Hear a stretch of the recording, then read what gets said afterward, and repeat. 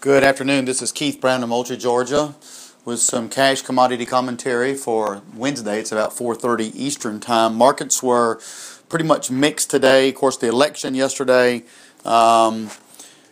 initially broke the dollar because the Obama administration will favor a weaker dollar and continued spending of money, the stimulus, but that didn't last very long as concerns coming out of Greece and Europe were right back.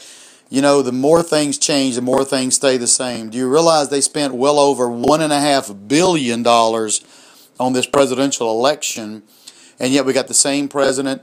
The House is in control of the Republicans. The Senate's in control of the Democrats. We're right where we were 4 years ago. So that is rather incredible. And Europe continues to be where it is. And so we just continue to be tedious and weary of all this stuff, but nonetheless, here we are. So cotton today traded up all day, real tight ranges till late in the day, and it finally broke off a little bit. We did close spot December under 70 cents.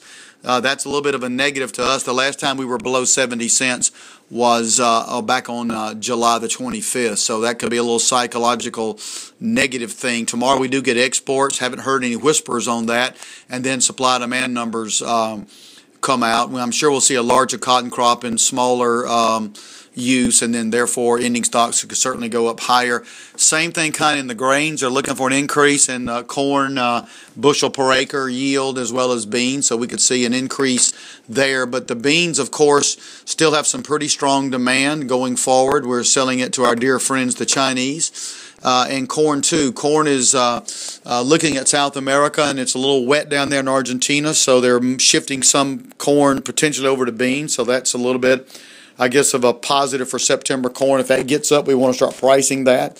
Wheat today, very strong. They're drilling the wheat crop, and we're drilling it all into drought-stricken areas. One client said today in Georgia he was drilling his wheat, and he might as well be drilling it on the interstate. The ground's so hard. So wheat's still up. There's some demand for this wheat. Energies today sharply lower, incredibly. We're down $4 a barrel in crude oil, and I guess that's a good thing, but we were up $4 yesterday. So certainly no trend there other than just viciousness. But fuel was down today, and I'm afraid fuel's down because the global economy is weakening, Europe is weakening, and we're probably going to put ourselves back into another harsh recession next year as nothing has changed politically in this country. We do have the fiscal cliff coming, which is automatic, huge spending cuts, and that's going to be just a nasty thing. Yes, we need to cut, but we need to do it orderly, and I'm not so sure this is going to be particularly orderly. So, again, we've got exports in the morning, supply-demand numbers out Friday. We'll see what they mean. If you have any questions or comments, give us a call at 1-800-910-1910. Thanks for listening.